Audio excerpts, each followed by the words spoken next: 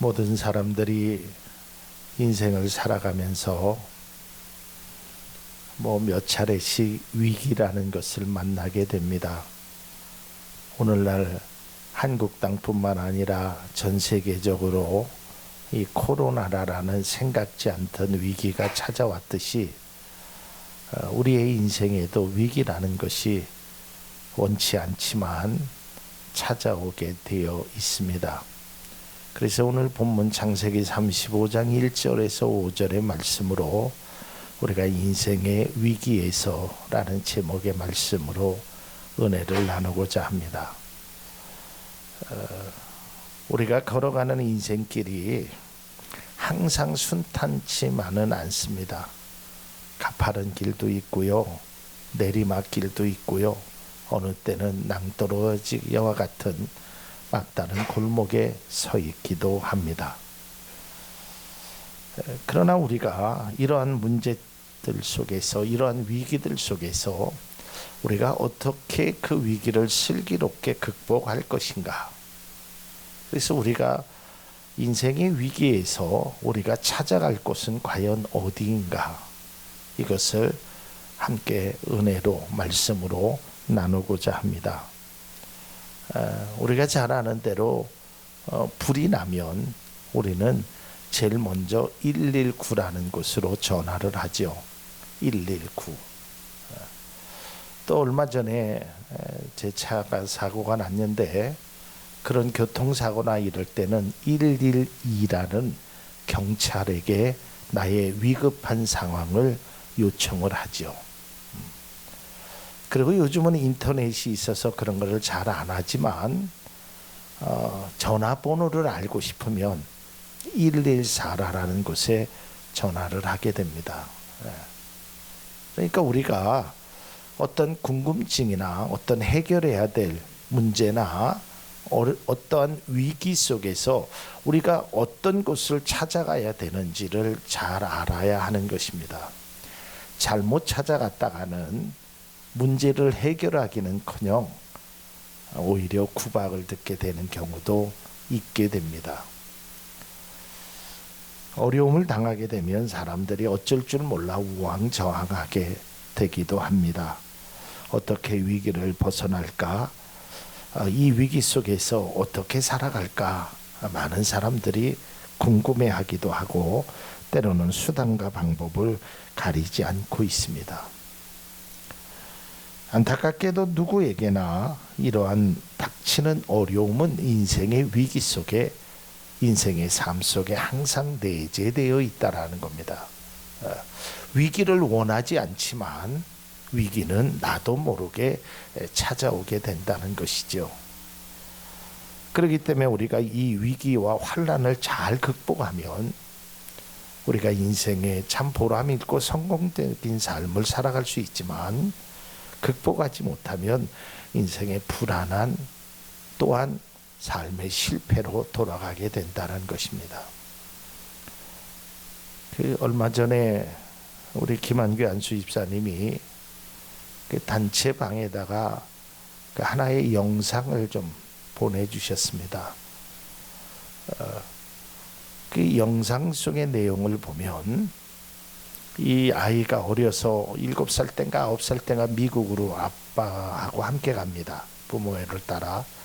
근데 이 아이가 처음에 이제 낯선 곳에 사니까 이게 적응도 잘 안 되지 않았겠습니까? 이제 그러다가 체조라는 것을 배우게 됐고, 이 아이는 아주 체조의 유망주였습니다. 그래서 사람들이 이 아이는 아마 올림픽에 나가서 금메달을 딸 거야 라고 많은 사람들이 칭찬을 하였고, 그의 그 묘기 앞에서 많은 사람들이 박수를 보냈습니다.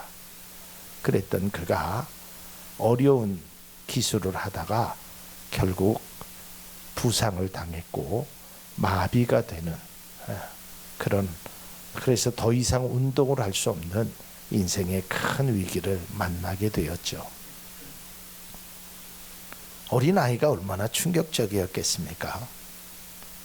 그러나 그 아이는 지금 미국에서 세계의 권위적인 재활 의사로 그의 삶이 바뀌었다는 내용이었습니다.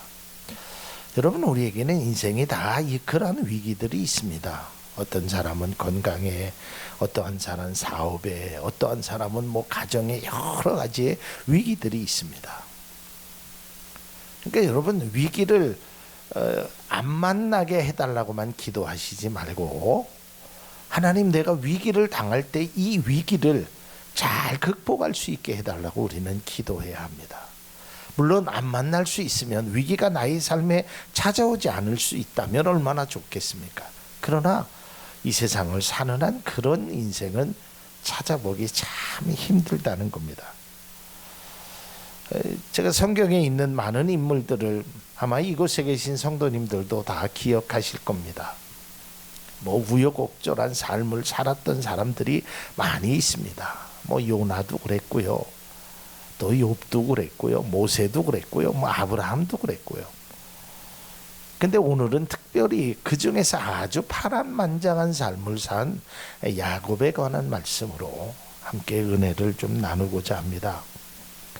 우리가 잘 아는 대로 야곱은 아주 뱃속에서부터 승부욕이 강했던 아이였습니다. 그래서 형의 발뒤꿈치를 받고 태어났죠. 그런데 자기가 장자를 형에게 놓쳤다는 그 사실을 안 순간부터 그는 집요하게 그 장자를 얻기 위해서 기회를 찾았다가 그 형에게 팥죽 한 그릇에 장자권을 받죠. 그리고 아버지를 속이고 장자권의 축복 기도를 받게 됩니다. 그러나 그의 인생은 여기서부터 위기의 연속적인 삶이 찾아오게 됩니다. 장자의 축복권은 받았지만 형에서가 분노했습니다. 그래서 형의 낯을 피하여 삼촌 라반의 집으로 도망가게 되었죠. 그 삼촌 라반의 집에 가서 이제는 여기서 좀 평안한 삶을 살 수 있겠구나. 이제 그러다가 삼촌의 딸 라헬이라는 여인이 눈에 들어왔습니다. 그래서 그 여인을 위해서 열심히 그 여인을 얻기 위해서 일을 하였지만 결국 삼촌 라반이 그를 속이게 됐죠. 그래서 7년 14년을 일을 해서 자기가 원하는 여인을 얻게 됐고, 그 다음에 또 6년간을 일을 해서 자기가 이제 부를 차지하게 됩니다. 이것이 야곱의 어떤 전반의 일생 아니겠습니까? 자, 이제는 가족도 있고 하인들도 있고 양들도 있고 재산도 넉넉해졌습니다. 사람에게는 이 귀소 본능이라는 것이 있습니다. 그러니까 그런 것을 다 얻고 나니까 이제 고향 땅으로 가보고 싶었습니다. 그래서 그 삼촌 라반에게 나는 고향 땅으로 가겠다라고 얘기했지만 그 삼촌 라반이 별로 좋아하는 것 같지 않아서 야반 도주하듯이 도망을 또 나옵니다. 근데 삼촌 라반이 찾아오게 됐죠. 이제 그런 과정이 창세기 31장에 있는 말씀입니다. 31장 18절에 보면 그가 얻은 모든 짐승과 그가 밧단 아람에서 모은 모든 소유를 다 가지고서 가나안 땅에 있는 자기 아버지 이삭에게로 돌아갈 채비를 하였다. 이제 돌아가는 것입니다. 그런데 여기서 뜻하지 않는 문제를 만나게 되죠. 삼촌 라반이 자기 집에 있는 그 드라빔이라는 그 수호 신상을, 물론 야곱이 가져간 건 아니고 야곱의 아내가 가져갔죠. 그래서 이제 그것 때문에 막 추격전이 시작되고 있습니다. 그러니까 야곱의 인생은 하루도 이렇게 발을 쭉 뻗고 잘 수 없는 그런 파란만장한 삶이었던 것 같아요. 그래갖고 거기에서 삼촌 라반과 굉장히 이제 어떤 그 삼촌이 될 수도 있고 장인이 될 수도 있는 그런 관계 속에서 많은 이야기를 나누다가 결국 이제 삼촌 라반이 그래 가라 하고 이제 축복으로 가죠. 이제 한시름 났다. 이제 문제가 해결됐구나. 근데 웬걸 가랑비를 피하고 나니까 소낙비가 오듯이 들려오기는 야복강 건너에 형 에서가 400명의 군사를 거느리고 자기를 찾아왔다는 것입니다. 환영해주기 위해서 현수막을 들고 찾아왔던 것이 아니라 20년 전에 그 빼앗긴 그 장자권에 대한 원수를 갚으려고 400명의 군사들이 칼과 창을 가지고 찾아왔다라는 소식을 듣게 됩니다. 이 소식을 들은 야곱은 창세기 32장 7절에 보면 두려웠다라고 이야기해요. 왜냐하면 이 야곱은 형 에서가 어떤 성격의 소유자인지를 알아요. 그 사람은 불같은 성격의 소유자라서 말보다 주먹이 먼저 앞서 나가고 힘이 장사기 때문에 야곱이 자기 형을 이길 수 있는 방법이 도저히 없습니다. 그러니까 야곱이 잔꾀를 쓰죠. 형의 마음을 돌려보려고 조카들도 보내고 자기 아내도 보내고 다 보내봤지만 형의 마음이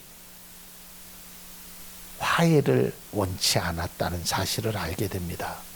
이때 우리가 잘 아는 대로 야복강에서 씨름을 하게 되죠. 그 야복강에서 이제 씨름을 하는데 그 씨름을 얼마나 집요하게 했는지 야곱이 그 씨름에서 관절이 어긋나는 고통을 받았지만 결국 그 씨름에서 승리하게 됐죠. 그리고 이제 야복강을 건너서 형 에서가 화해를 하죠. 그래 동생아, 내가 이해하겠다. 이제 여기에서 창세기 32장의 말씀이 이제 끝나게 되거든요. 이제 자기가 원했던 재산, 자기가 원했던 모든 일들이 어쨌든 우여곡절이라는 20년간의 그 어려움이 있었지만 해결이 되었습니다. 이제 장자권도 갖게 됐죠. 형의 마음도 돌리게 됐죠. 삼촌 라반의 집에서 일을 열심히 해서 두 아내와 자녀들과 또한 많은 소유를 갖게 됐죠. 물론 20년 동안 정말 힘들게 삶을 살았지만 이제는 고생 끝 행복 시작이라고 생각했을 것입니다. 그렇지 않겠어요? 그랬는데 이 야곱에게 뜻하지 않는 위기가 찾아오게 됩니다. 이제 살만하다고 생각했는데 야곱의 딸 디나가 세겜성에서 그 추장에게 오늘로 말하면 성폭행을 당하게 됩니다. 성폭행을. 근데 그 성폭행을 당한 것이 문제가 아니라 그 성폭행을 당했다는 사실을 그 오라비들이 알고 나서요. 이걸 다 설명할 수는 없고 세겜성에 있는 그 사람들에게 속임수를 쓰죠. 그래, 좋다. 내 동생을 너희 추장과 결혼하게 하겠다. 그러나 그러려면 우리는 하나님의 백성이니까 너희들이 남자들이 모두 다 할례를 받아라. 그러면 우리가 이 결혼을 승낙하겠다. 그래서 남자들이 다 할례를 받게 됐고 그 할례를 받고 난 다음에 칼로 다 그들을 다 죽입니다. 이 사실을 야곱이 듣게 됐죠. 창세기 34장 30절입니다. 일이 이쯤 되니 야곱이 시므온과 레이를 나무랐다. 너희는 나를 오히려 더 어렵게 만들었다. 이제 가나안 사람이나 브리스 사람이나 이 땅에 사는 모든 사람이 나를 사귀지도 못할 추한 인간으로 여길 게 아니냐. 우리는 수가 적은데 그들이 합세하여 나를 치고 나를 죽이면 나와 나의 집안이 다 몰살당할 수밖에 없지 않겠느냐. 그러면 사실은요, 그동안 야곱이 산전수전을 다 경험했습니다. 그러나 오늘 창세기 34장에 있는 이 말씀, 이러한 위기는 야곱에게 있어서 굉장히 절체절명의 위기입니다. 야곱에게 있어서 세겜은 타향입니다. 그리고 34장 30절에 말한 것처럼 가나안 족속과 브리스 족속이 주위에 둘러싸여 있습니다. 이 일이야말로 야곱의 가문이 이제 몰살당할 수밖에 없는 그러한 일이었단 말이에요. 정말 이제는 꼼짝없이 뭐 숫자적으로도 적지요. 뭐 이길래야 뭐 야곱은 군사를 거느렸던 사람도 아니고 이미 형과는 다 헤어졌고 이런 일을 만나게 되었죠. 정말 인생의 큰 위기를 만나게 됐습니다. 그동안 어려움 속에서 지켜왔던 모든 것들이 한순간에 물거품이 될 수 있는 치명적인 위기를 만나게 되었던 것입니다. 두려움과 고통의 순간, 이 위기를 어떻게 극복할 것인가 아무리 생각을 해봐도 특별한 방안이 나타나질 않았어요. 도망을 가자니 그렇고, 그렇다고 그들과 싸움을 하자니 더더욱 이러한 일들을 겪게 되었다는 거예요. 여러분이라면 이때 어떤 선택을 하시겠습니까? 우리가 위기를 당하는 그것도 우리에게 어려운 일이지만 이 위기를 어떻게 지혜롭게 선택하며 나아갈 것인가가 우리에게 필요한 것입니다. 야곱은 그동안 많은 것들을 자신의 지혜와 또한 자신의 집념과 자신의 노력으로 그러한 일들을 해결해 나갔습니다. 그래서 지금의 모습까지 왔던 것입니다. 그러나 이제는 도저히 자기의 힘으로, 자기의 능력으로, 자기의 지혜로 그 일을 해결할 수가 없었다는 것이죠. 야곱에게는 참 고통의 순간이었을 겁니다. 내가 20년 전에 형의 낯을 피하여 사랑하는 엄마 아빠의 품을 떠나 삼촌 라반의 집에 가서 20년 동안 죽고 일을 하고, 그리고 돌아와서 형에서와의 문제 뭐 그런 일들이 주마등처럼 쭉 지나갔을 거예요. 야, 결국은 내 끝이 여기구나. 이제는 어떻게 이 위기를 해결할 수 없겠구나. 이러고 낙심되고 있었을 거예요. 그렇지 않겠어요? 사람이요, 위기보다 힘든 것은 그 위기를 이길 수 있는 가능성이 없을 때는 더 힘든 겁니다. 우리가 이 병이, 몸이 아프잖아요. 이 아픈 것도 힘든 건데 더 힘든 게 뭐냐면 의사가 이야기하는 겁니다. 가망이 없습니다. 이러면요, 한순간에 모든 것이 다 무너지는 것 같아요.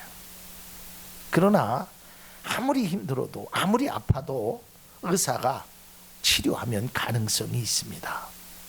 그러면 용기를 얻게 되는 것이거든요. 그동안 야곱은 그렇게 왔거든요. 근데 이제는 가망이 없는 거예요. 야곱의 인생을 쭉 보면 32장, 33장, 34장에서 계속 이어지는 그 연속된 그 모습 속에서 이제는 34장에는 끝이로구나. 야곱이 그 자녀들을 나무라죠. 그러나 어떻게 할 방법이 없었습니다. 그런데 야곱이 깊은 고뇌의 밤, 이 어려움을 어떻게 해결하고 있을까 고민할 때, 이때 하나님이 야곱을 찾아오셨습니다. 그리고 이렇게 말씀하셨죠. 35장 1절에 있는 말씀입니다. 하나님이 야곱에게 말씀하셨다.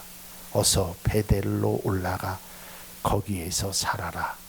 내가 내 형 에서 앞에서 피해 도망칠 때에 너에게 나타났던 그 하나님께 제단을 쌓아서 바쳐라.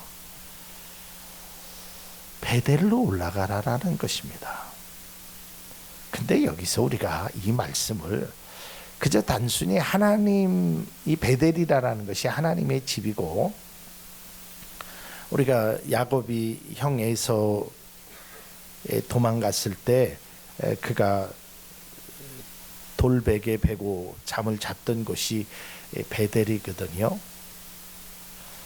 근데 여러분, 이 20년 전에 하나님을 만났던 곳으로 다시 가라.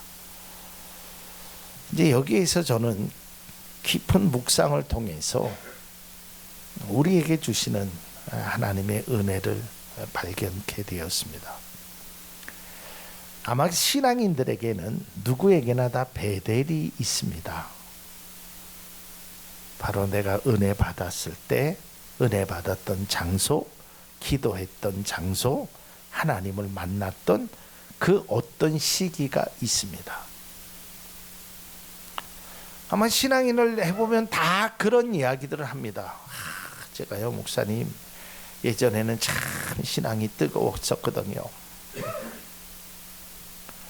저는 돌이켜보면 제가 신앙이 언제 가장, 저의 베델은 언제였을까?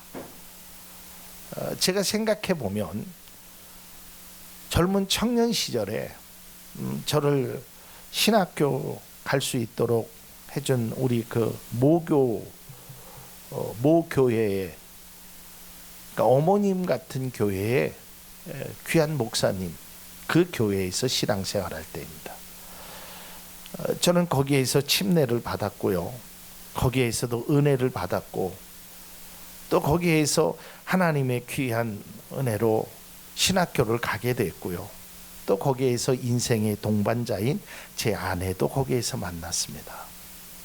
그때의 신앙생활을 제가 돌아보면 참 저에게는 그때가 뭐 그런 날이 없었어요.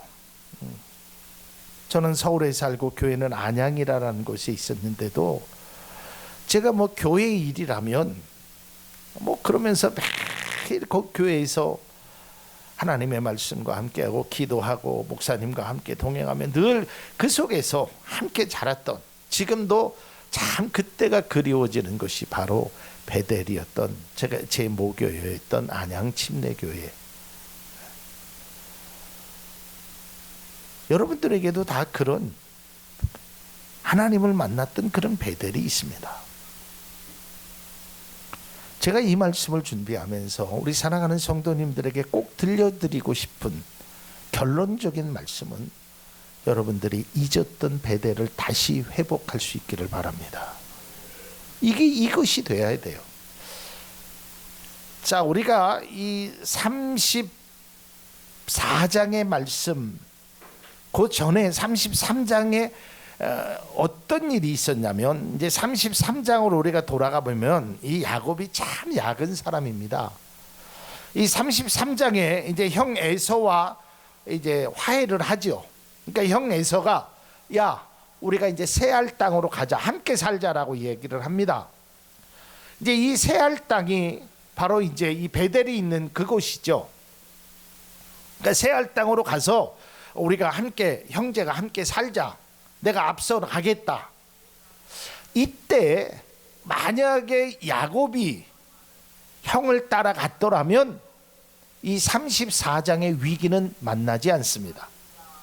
그런데 야곱이 이렇게 생각했던 것 같아요. 형과 화해는 했지만 언젠가는 형이 마음이 또 달라지면 내가 형을 도저히 이길 수 없기 때문에 형에게 이렇게 제안을 합니다. 형님, 먼저 가십시오. 제가 뒤따라가겠습니다. 우리는 아이가 아직 어린인데 형님 따라가다가는 아이들이 힘들어서 지칠까. 그러니까 형님 먼저 가시고 제가 천천히 뒤따라가겠습니다. 그러니까 형님이 그래 알았다, 내가 먼저 가마 하고 떠납니다. 그런데 야곱이 그때 뭘 하냐면 성경 33장을 보면 세겜에서 땅을 삽니다. 그리고 거기에다가 장막을 칩니다. 이 세겜 땅은 이방의 신들을 섬겼던 땅입니다. 거기에 머물고자 했어요. 베델로 가고자 하지 않았단 말이에요. 인간의 얕은 수를 쓴 거예요. 에이, 내가 이제는 형과도 문제가 다 해결됐으니까 내가 그냥 여기서 살지. 그러다가 세겜 땅에서 그 일을 만나게 됐던 거예요. 자, 자, 오늘 성경 말씀을 다시 한번 좀 띄워주시면 35장 1절 말씀. 자, 보세요. 35장 1절에 보면 하나님이 야곱에게 이르시되 일어나 베델로 올라가서, 그저 이례적으로 올라가라라는 이야기가 아닙니다. 거기에서 거주해라라는 거예요. 거기에서 살라라는 겁니다. 새 번역의 말씀을 보면 거기에서 살아라라고 말하고 있어요. 이 말의 의미는 하나님이 야곱에게서 네가 받았던 은혜, 그 장소에서 네가 살아라. 이거는 단순히 우리가 육체적으로 물리적으로 살아가라라는 것이 아닙니다. 저에게 말씀하시면 야, 네가 예전에 은혜 받았던 그 안양 침례교회로 네가 가서 살아라, 이 말은 안양에 가서 네 거주지를 살라라는 그런 뜻이 아니라 그때 받았던 은혜, 그때 받았던 그 사랑, 그것을 깨닫고 그러한 모습으로 살아가라라고 말씀하는 거예요. 아마 여러분들에게도 누구에게나 베델이라는 것이 인생에 하나님을 만난 곳이 다 있다라는 거예요. 그것이 첫사랑이 될 수도 있고, 그것이 눈물의 장소가 될 수도 있고, 그것이 기쁨의 장소가 될 수도 있고, 그것이 신앙의 첫 출발의 장소가 될 수 있어요. 그러나 우리는 그 하나님을 20년 동안 까마득하게 잊고 살았던 야곱처럼 우리는 베델을 잊어버리고 살았던 많은 시간들이 존재하고 있단 말이에요. 사실 야곱은 그동안 자신의 인생에서 경험했던 많은 위기를 때로는 지혜로, 때로는 인간적인 방법으로, 때로는 천사와 씨름하듯이 강한 집념으로 그가 이겨냈습니다. 그러나 이번 세겜 땅의 위기는 자신의 힘으로는 도저히 할 수 없는 위기 속에서 하나님이 나타나서 그 위기에 대응하는 방법을 알려주셨어요. 야곱아, 네가 20년 전에 나에게 약속했던 그곳으로 가라. 그리고 그곳에서 살아야 된다. 네가 어찌가여 세겜 땅에서 살려고 그 땅을 돈 주고 사고 그 땅에서 천막을 치고 사느냐. 하나님은 인생의 위기에서 절체절명의 위기에 직면하고 있는 야곱에게 강하게 말씀하고 있는 거예요. 베델에서 살아야 한다. 네가 지금 있는 그곳은 네가 있어야 할 그곳이 아니다라는 거예요. 믿음의 장소, 하나님이 함께하는 그 장소에 네가 머물러 있어야지. 그러면서 제가 이 말씀을 묵상하는 가운데 우리 성도님들이 들어야 될 하나님의 말씀은 너 거기서 뭐하니라는 거예요. 하나님이 우리에게 말씀하시는 것 같았어요. 너 지금 거기서 뭐하고 있니? 네가 지금 있어야 할 곳은 거기가 아니잖아. 네가 지금 머물러 있어야 될 것은 세겜 땅이 아니잖아. 왜 세겜 땅에서 그거를 돈을 주고 땅을 사고 거기에 있느냐라고 야곱을 책망하시듯이 말씀하시면서 그에게 위기를 이겨낼 수 있는 방법을 알려주신다는 거예요. 이미 하나님께서는 야곱에게 약속하셨던 것이 있습니다. 그것이 바로 창세기 28장 15절의 말씀입니다. 이게 베델에서 20년 전에 하나님이 약속하신 거예요. 내가 너와 함께 있어서 내가 어디로 가든지 너를 지켜주며 내가 너를 다시 이 땅으로 데려오겠다. 내가 너에게 약속한 것을 다 이루기까지 내가 너를 떠나지 않겠다. 20년 전에 하나님이 약속했어요. 아니 여러분의 그 베델에서 눈물로 기도할 때, 하나님을 만나는 그 기쁨으로 살아갈 때 하나님은 이미 모든 성도들에게 약속하셨단 말이에요. 그런데 우리는 잊고 있어요. 어려움을 당했음에도 불구하고, 내가 해결할 수 없는 문제를 당했음에도 불구하고 우리는 베델을 잊어버리고 살고 있단 말이에요.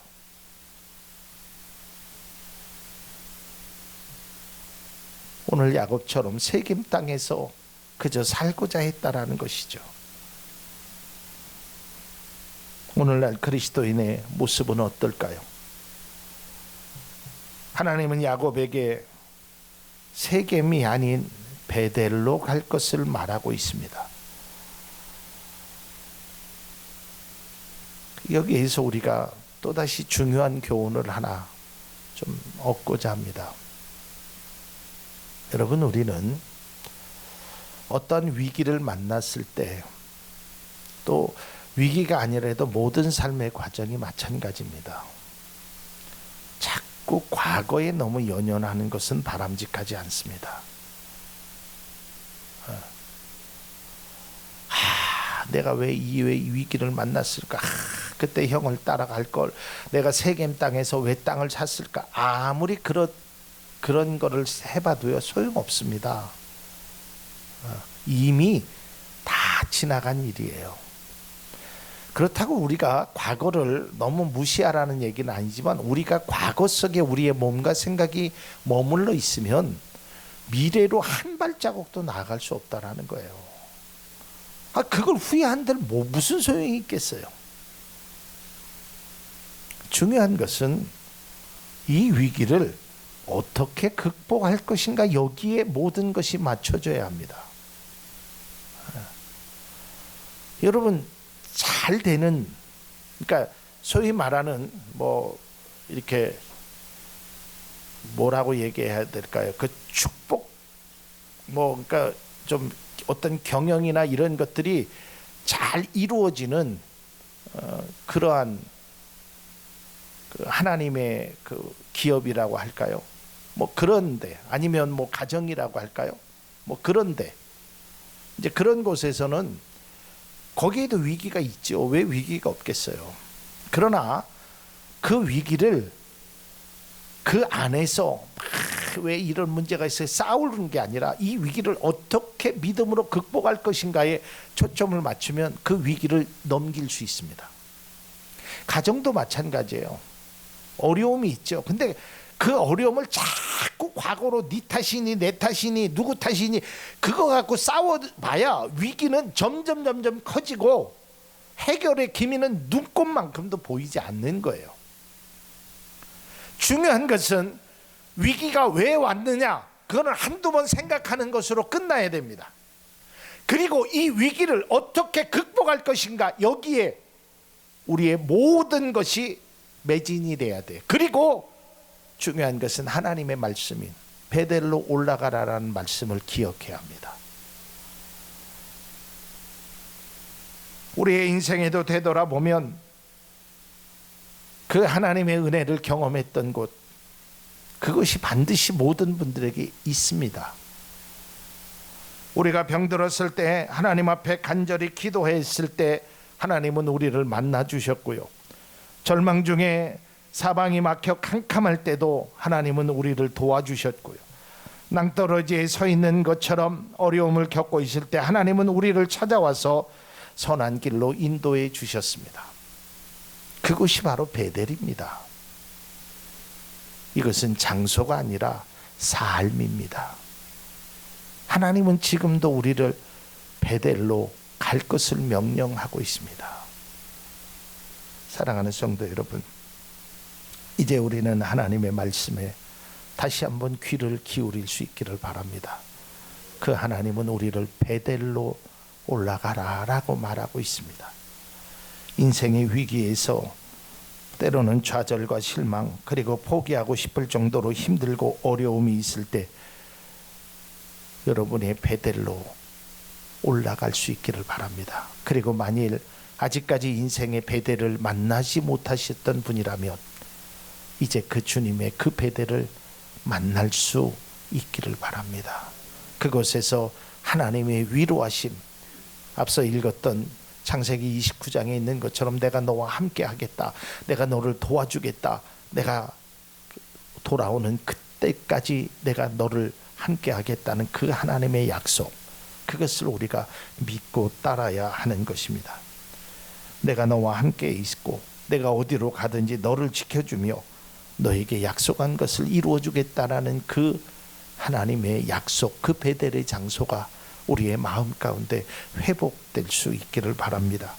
인생의 위기에서 여러분 좌절과 눈물만 흘리지 마시고 주님을 만날 수 있기를 바랍니다. 인생의 위기가 주님을 만남으로, 은혜의 삶으로 바뀌어지는 축복의 장소로, 축복의 삶으로 이곳에 계신 모든 분들에게 귀한 은혜가 있기를 주님의 이름으로 기원을 드립니다. 기도하겠습니다. 하나님, 우리가 힘들고 어려울 때 어떤 생각보다 가장 먼저 베델을 생각할 수 있는 하나님의 음성을 들을 수 있는 우리들이 되게 하여 주옵소서. 하나님, 우리의 베델은 어디입니까? 하나님, 왜 베델을 그동안 잊고 살았습니까? 하나님이 잃어버렸던, 잊어버렸던 모든 베델이 우리의 인생에, 우리의 신앙에 깊은 회복이 되게 하여 주옵소서. 예수님 이름으로 기도하옵나이다. 아멘.